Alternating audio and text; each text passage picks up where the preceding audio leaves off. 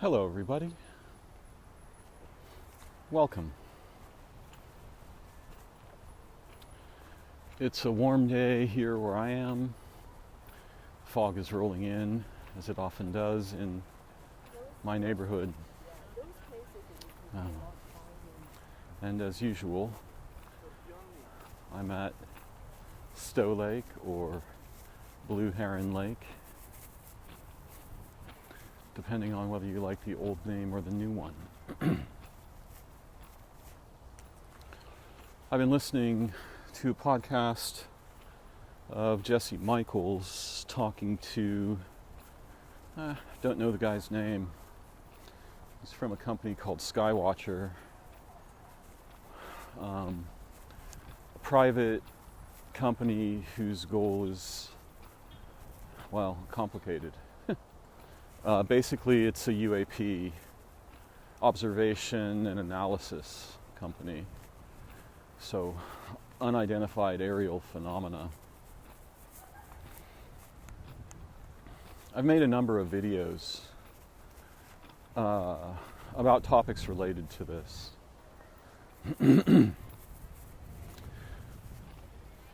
But I want to talk today about some features of the failure of human knowledge and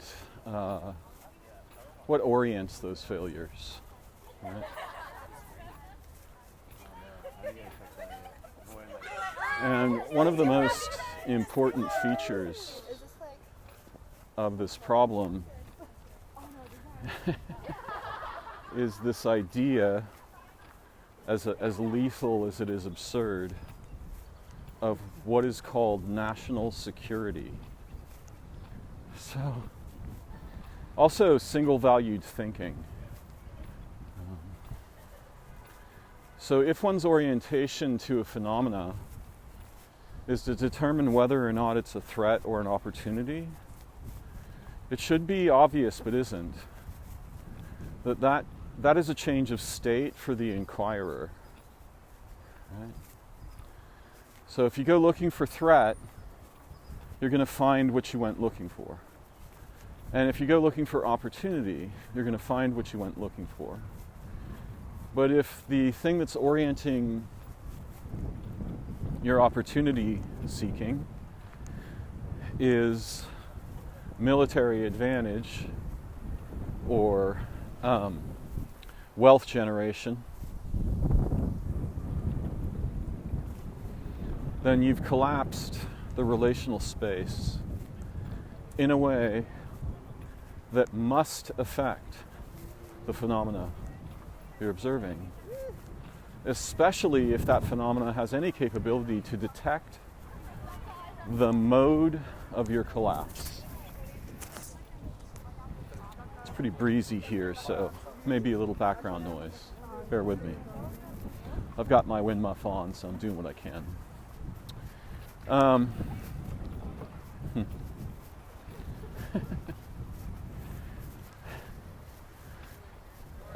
The humans as a group are an incredibly dangerous thing because they're disorganized and they're threat and opportunity seeking. And at the group level or species level, the opportunities they're seeking are deadly to humans, life on Earth, time, space, the history and future of all beings. Because locality is real but doesn't work the way we think. There's no way to escape the fact that unity has precedence over distinction.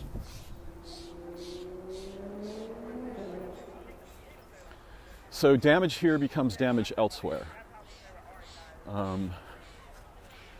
And the goal of inflicting damage somewhere is an ironic, devastating goal. There's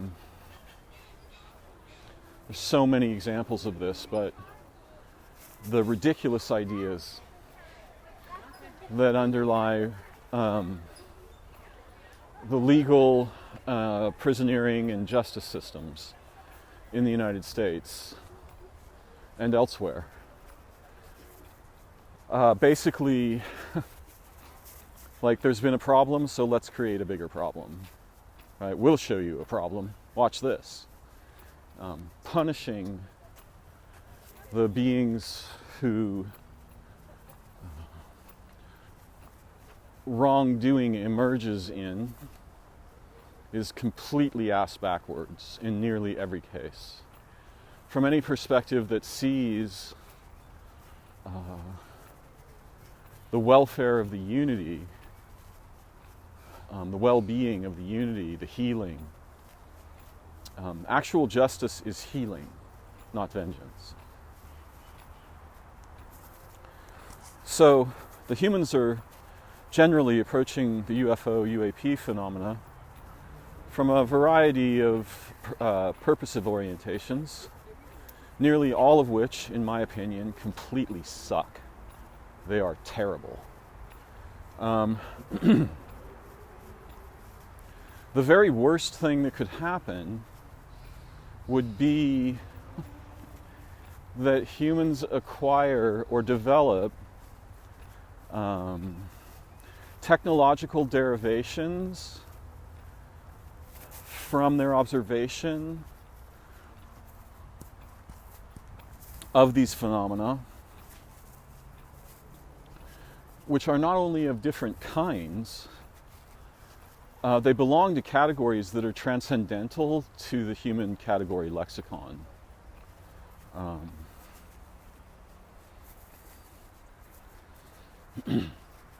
So the rather natural but also stupidifying urge to bookshelf the phenomena, oh, it's this, oh, here's what it is ridiculous, because phenomena don't have intrinsic natures. Human cognition likes to slice the manifold and fit things into familiar categories. But if you look at phenomena directly without the category lens, what you will find is inconceivable infinite mystery. Right? The tiny portion that our cognition can wrap up in its, little gift boxes and deliver to us, isn't, in most cases, it's so primitive that it doesn't even qualify as wrong. But when that behavior becomes implemented by humans in weapon systems, or what we call technologies,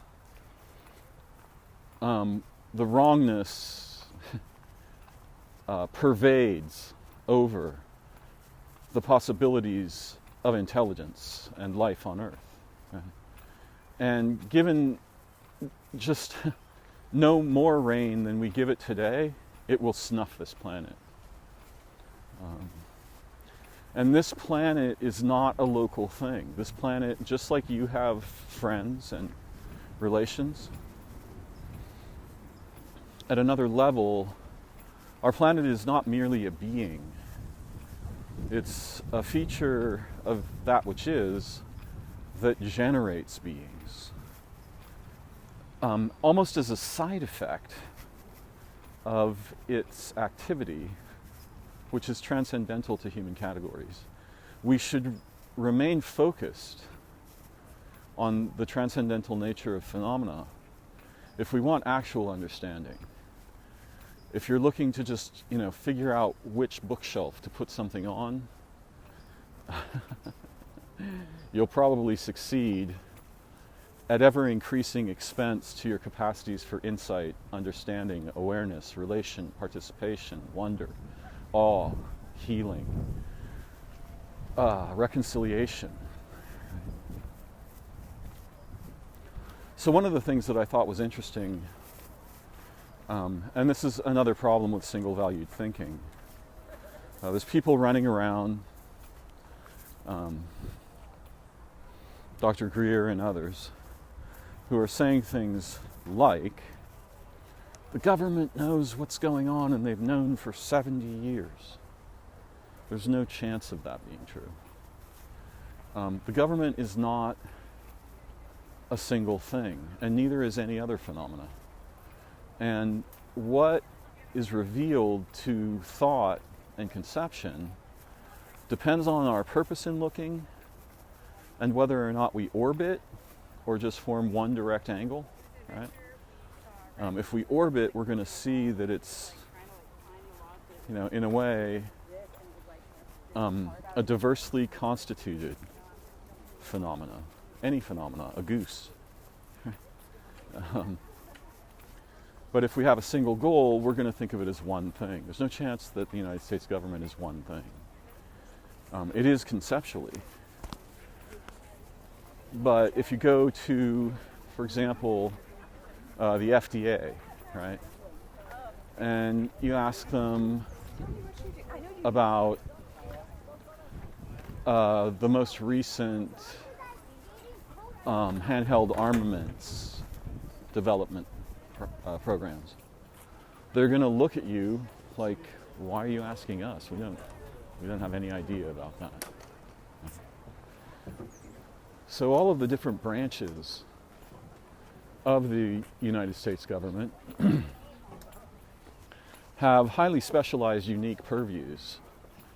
And in order for the government to function, its bureaucratic organs have to be this way, right? So you can go to a SCIF and you can get some senators and congressmen and some guys from the Air Force and some guys from the Navy, right? The aviary in ufology terms, and the aquarium, right? Relative to the unique perspectives within these branches of government of the organs that deal with UAP. As you can get a bunch of people in the room, like this guy at Skywatch does, and you can ask them questions. He's like, we have 9 types. Actually, he's clearly said 10, but the 10th he doesn't want to talk about. And I haven't finished listening to the podcast, but the first one is, what did you call it? A triplet or something like this. And I think the second one was a tic-tac. And they have observations of these phenomena on, both with humans and with devices. So you can show them like the 9 types that have so far, or the 10 that have so far been delineated by Skywatch. And you can ask them, do you have any knowledge of this stuff? And they'll say no. And they don't. It's not like the government can have knowledge. The government isn't an entity. What has knowledge are specific branches or individuals within the government. And this particular topic is very importantly classified higher than nuclear secrets, which aren't really very secret at all, for crucially important reasons relating to national security. There's nothing more insecure than a nation. It's like purified insecurity crystallizing in a petri dish. And for the branches of government tasked with, quote unquote, defending the interests of the United States, asymmetric military advantage is the holy grail. Right? You can do something militarily that your opponents cannot do. Yeah?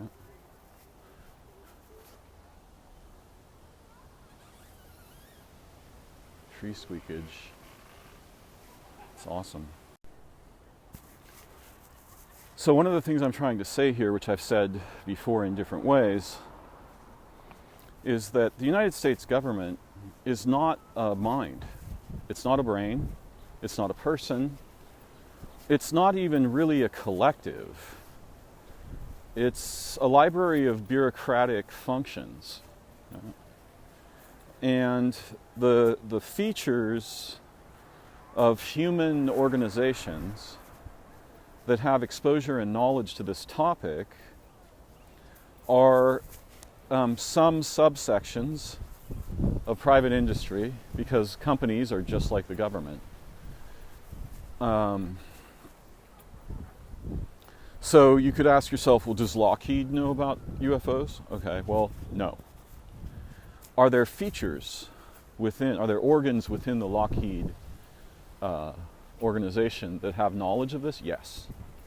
But what are those features? Are they individuals? Are they teams? What are they? We don't know. So if you ask the government what it knows about UFOs, effectively it's going to be nothing. It's going to be just like any common person on the street. And so when they say we have no knowledge of this, they are fully not lying, unless they are lying. But I mean, it's reasonable to expect that there'd be no knowledge of something like this in 99.8% of the government, quote unquote.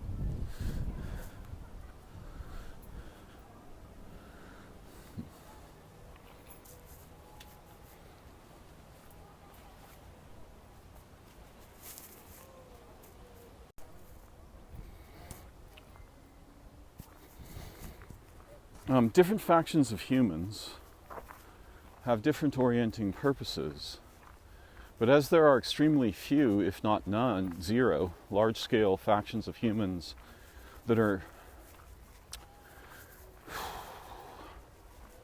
diversely intelligent, right? And what this means, if you sort of collapse this down to a derivative, which isn't necessarily the right thing to do, but what it means is that they're intelligent enough to know what not to do, to know what not to build, what not to deploy, how to not make profit. Right? And there are extremely few such cohorts among the humans, and most of them are relatively small and ineffective. The worst thing that could possibly happen would be for humans to derive technologies from their observations of UAP. Anyone who's not a blithering idiot would realize that would mean the end of life on this world immediately. The humans are not looking for the humans, qua large scale, the species, the blind collectives. They're not looking for a way to save the world. They're looking for power over what they imagine to be enemies. And once you imagine something is an enemy, that transforms the relational space catastrophically. So this whole idea of enemies,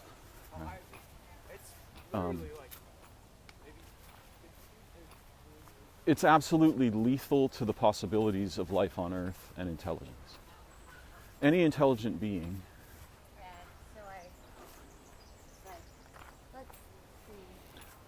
is aware of the relational possibility space and what not to do.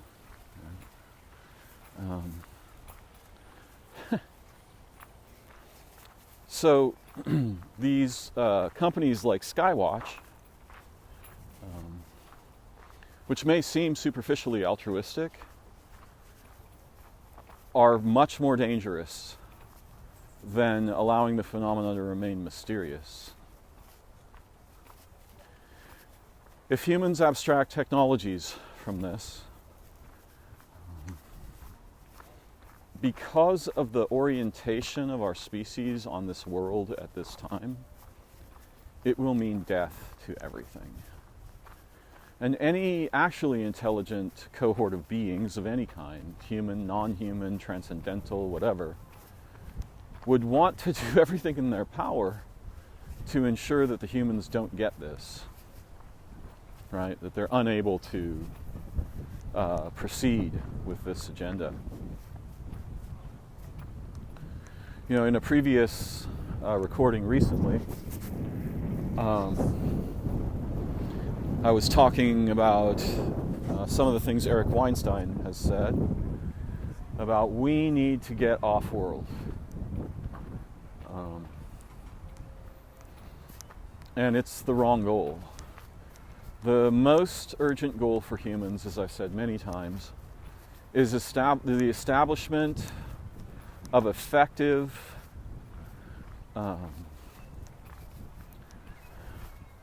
intelligent cohorts that value life on Earth, the anciently conserved remaining ecologies, and could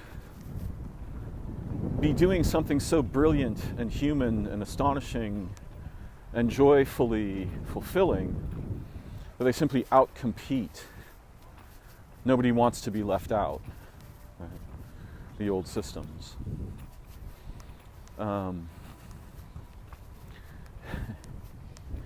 So beings that are intelligent at a level just even slightly above where humans are, and there are some humans like this.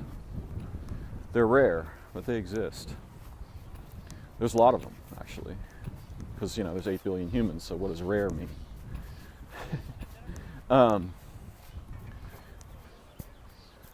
Would see that it's absolutely crucial that the human fascination with tech, something has to replace that right quick. Or, you know, in the way that an immune system functions, you have to basically take out the humans, right? Or reduce their numbers so dramatically that they're incapable of producing complex physical technologies. Because if that doesn't happen, this will become a dead world, presuming no outside intervention. So Weinstein thinks, you know, you got to get humans off planet, much like Musk. There's a feature of that desire that's interesting and profound. The problem is that any technology that would get us to other worlds would obviously compose a weapon of unimaginable lethal power. So you can't give atomic bombs to 3-year-old children. You know, trigger switches for nuclear weapons or whatever. Yet this is precisely what the humans are most interested in. They want more power, more devastating force. They want, you know, to secure themselves against their enemies. Well, they are their own enemies. So how do you secure yourself against yourself? It's just a ridiculous idea. It's non-functional. So you can't give modern humans the capacity to develop the technologies that might get us to other worlds. Our understanding of the nature of existence is so wrong-footed that, again, we're just approaching every situation as threat or opportunity. And that turns every situation into threat. Because for humans, even the opportunity is threat. Right? Opportunity for what? Money making? Profit? Okay, so that just collapses existing ecologies into dead objects, right? Or numbers in machines. There's no possible future for that. That just has to stop. And the humans are not going to stop, right? So anybody who thinks they're being altruistic by studying this phenomena with the goal of empowering human science and technology, that's a recipe for suicide. Right? It's entirely natural for humans to do this. This is a lot of what, you know, they do at the collective level. It's completely batshit insane. It's like giving a serial killer an invisibility cloak, and then just producing a process whereby they can magnify their effect on populations geometrically over short periods of time. It's that insane. Some humans will say, well, technology isn't only bad. It's not technology that's bad, necessarily.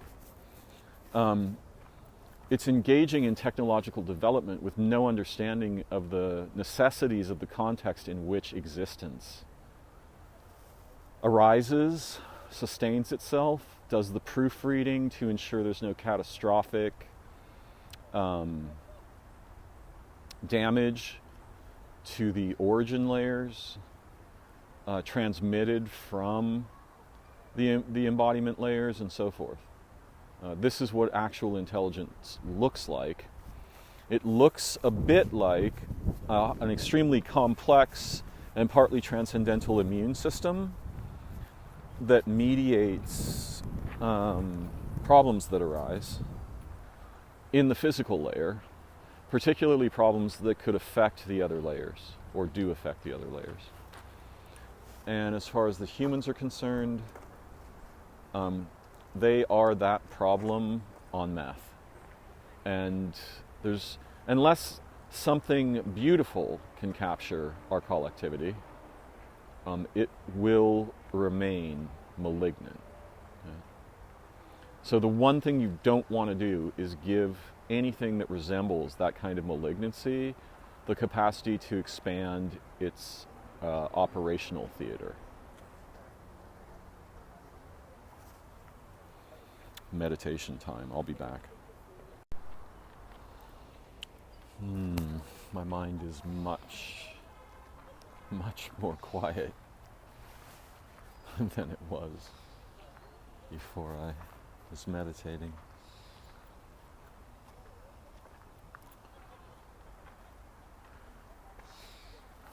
Anyone who's paying attention knows that the humans are on a path or an expanding library of apocalyptic paths, and they're accelerating each branch of this. And so people like Elon Musk think, well, the answer is to get off planet. Like, we need at least one other position in time-space to assure that the human experiment, quote-unquote, continues. There are other factions that are much more selfish about it.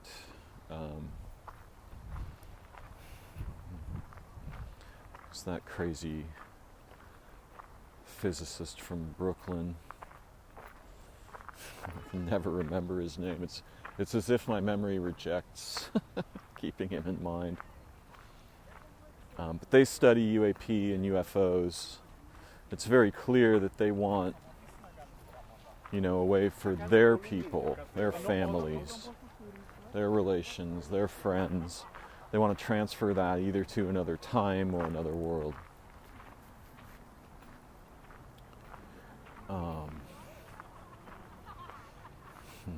Yeah, I can't recall the guy's name. Every time I try to recall it, I can't find it. Jack Sarfati. Wow, I got it.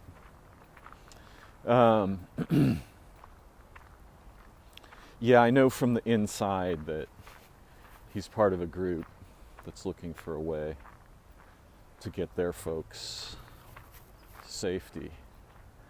There's not going to be any kind of safety like that.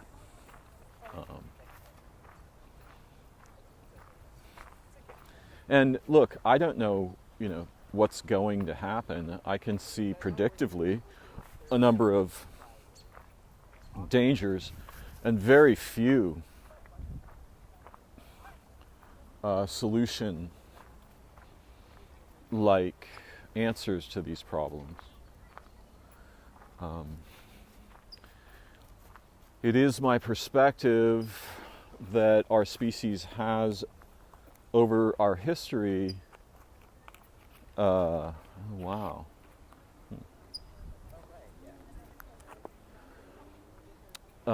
merely been shepherded, but probably also, how to put it? So what do we got here? We got something I wanted.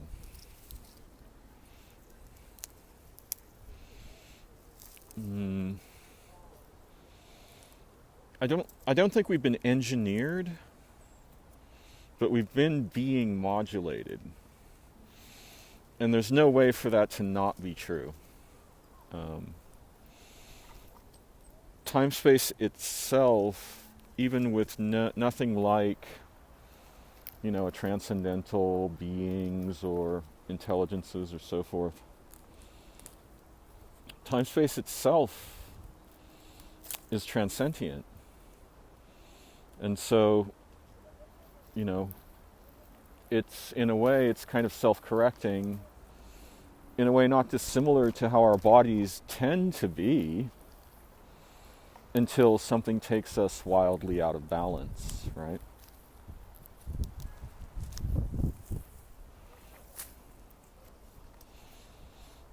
Harvesting some angelica roots here because something dug up a great big angelica plant.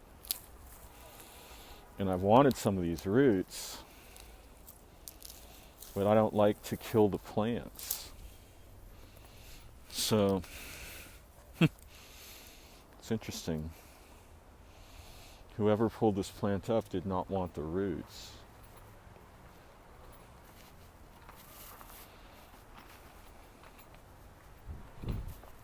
Now I'm going to be walking around looking like a root head because I got these roots in my hands. So what I'm getting at is I don't believe our species simply it's possible, right? I'm totally willing to entertain that possibility. But it seems wildly unlikely to me that our species just, we just accidentally evolved. Primates turned into hairless humans and so forth. The standard stories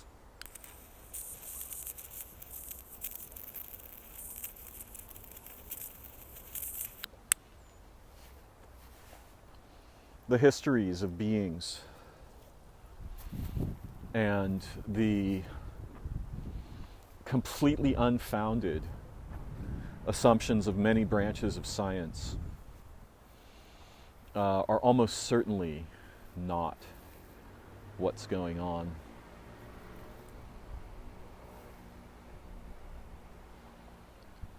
The reason that I mention this is it's clear that our species has attracted the interest and attention possibly of time-space herself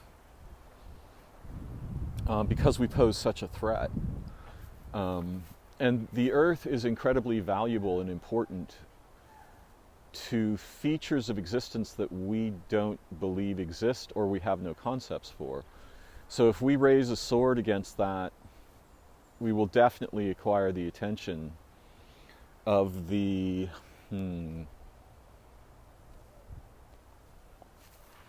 something like the immune system of existence, right? Our status is multipolar, but if it begins to severely collapse toward, we're a threat to the nature of being itself,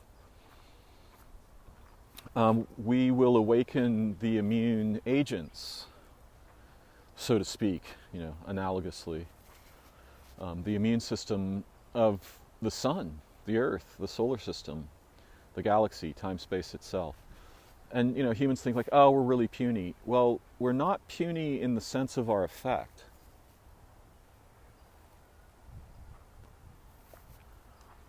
And we're probably interesting in ways that we're completely unaware of. Most of these ways have to do with our potentials. But when those begin to collapse into weapons pointed at the heart of being, you mess with the bull, you get the horns. You mess with the whale, you get the tail.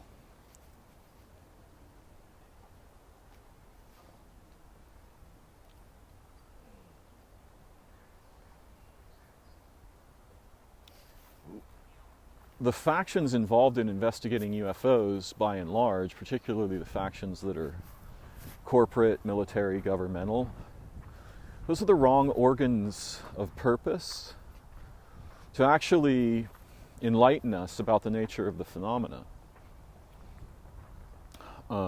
Their predispositions are occlusive, right? They don't reveal the phenomena, they reveal our purpose in examining the phenomena. And if that purpose is, as I've suggested, primarily misguided, then the intelligence that we will receive from that purpose will be similarly misguided.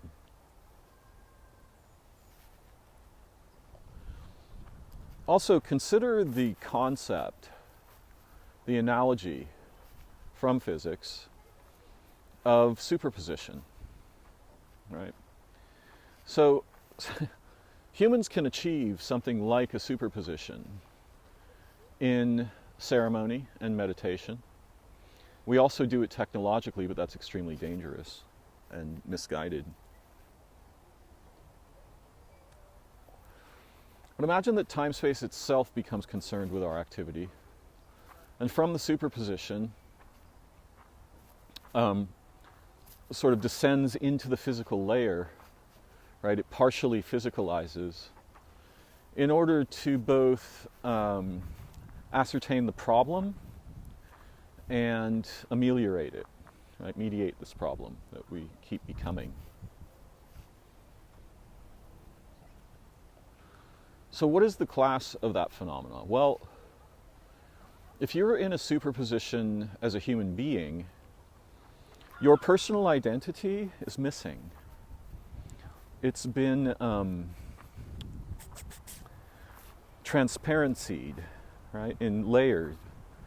It dissolves layer by layer until it resembles something like pure being. Now, that's a phrase. We don't really know what that means, but it's no longer merely local. It's no longer Darren. It doesn't fit in any category. It is transcendental to categories in such a way that it's continuously more transcendental. It's not merely like, oh, it's achieved a position of transcendentality. No. What I mean by transcendental is an infinitely progressing transcendence. It's like an explosion. It's not a state.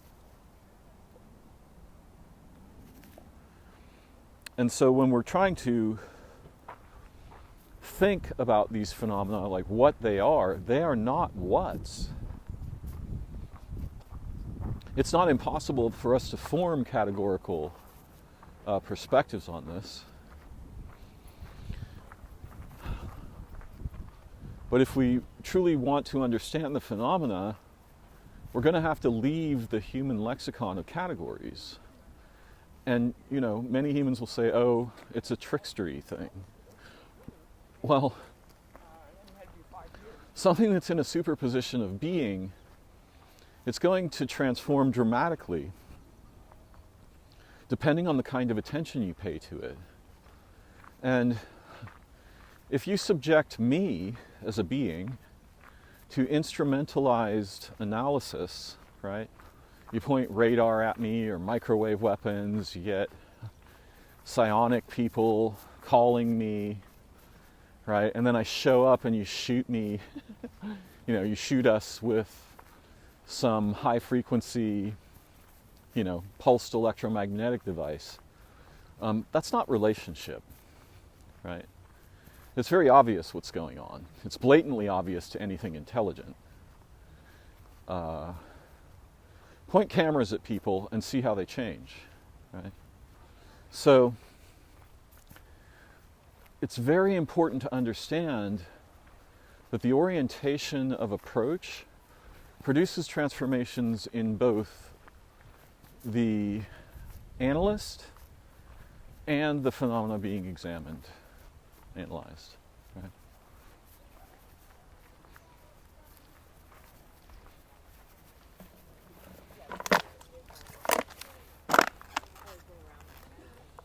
There's another one over here.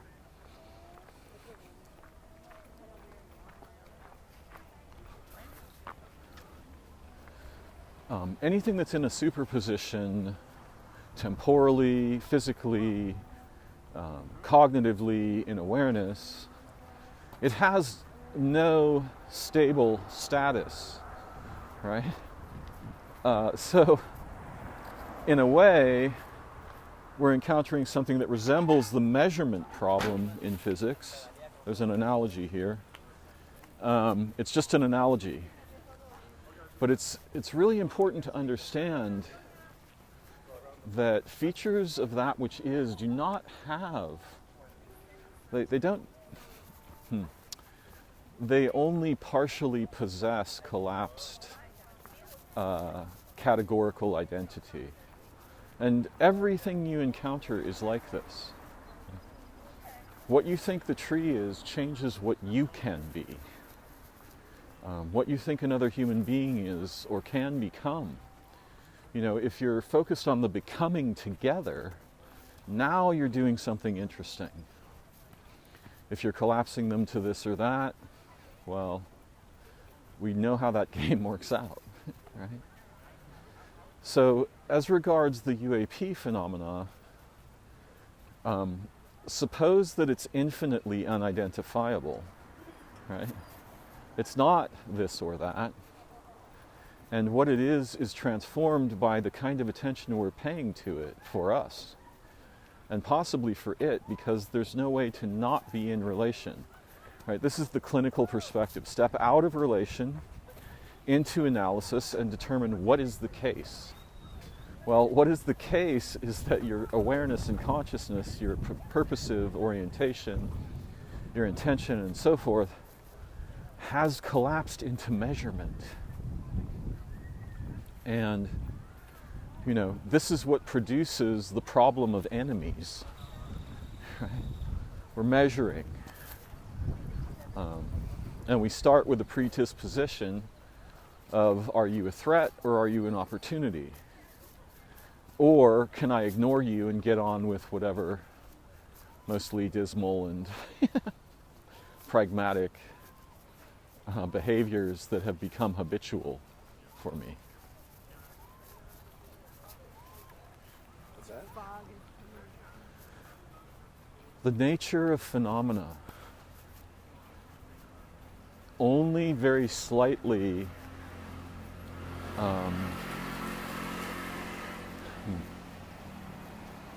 equates to categorical identity. Most of the features of phenomena, yes, of course, if you look at me, you can say that's a human. But you can say all kinds of different things depending on what your orientation is. Yeah? What it means to be a human transforms dramatically depending on how we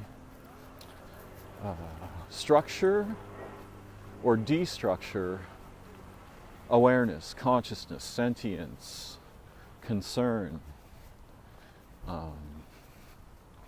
interest, right? So,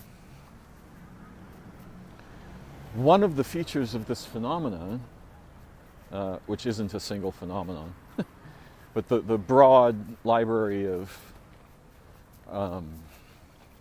percepts, right? Perceivable stuff that is presently captured under the rather ironic and hilarious rubric, the phenomena, or the phenomenon. It's non-ordinary by nature, and what that means is it's beyond access to the categories we're trying to bring to it, particularly those branches of human bureaucracy and activity that want to utilize findings to produce weapons or technologies. So I think it's very important to keep many of these perspectives in mind if we're actually trying to understand. Rather than, as is common for humans, to overstand. These are some of my thoughts for the moment. It's getting chilly here. I didn't bring as many layers as I usually do. I'm walking around with a collection of angelica roots in my hand, which is the fulfillment of something I was hoping for. I just really didn't want to uproot any angelica plant to get them. So someone took care of that for me. I'm so grateful for this time to learn and unforget, expand our minds. I'm going to say one other thing, which is fundamentally people speaking. I love hearing people speaking other languages. I think that was Russian. The phenomena is you. You and the phenomena are the same thing. Being, way. It is the universe expressing itself in relationships and situations,